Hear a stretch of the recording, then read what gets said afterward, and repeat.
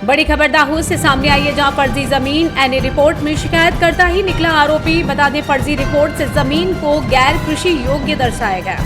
कृषि योग्य भूमि पर फर्जी एनए रिपोर्ट लगाई गई। चिटनिस विजय राम सुभाई डामोर ही फरियादी बने। पुलिस जांच में शिकायत करता ही आरोपी निकला। पुलिस ने विजय राम सुभाई को गिरफ्तार कर लिया है और आगे की जांच पड़ताल शुरू कर दी है। बनावनी हकीकत ए प्रकारनी छे के बी डिविजन पोलीस स्टेशનમાં એક ગુનો દાખલ થયો હતો નકલી એને બાબતનો, જેમાં જકરિયા મહેમૂદ ટેલર નામના વ્યક્તિની સર્વે નંબર 303, 305, 306 નંબરની જમીન હતી। એમના જિલ્લા પંચાયતના નકલી હુકમ બનાવી એમને રજૂ કરી સિટી સર્વેમાં એમના પ્રોપર્ટી કાર્ડ બનાવવાની એ લગતની ફરિયાદ હતી।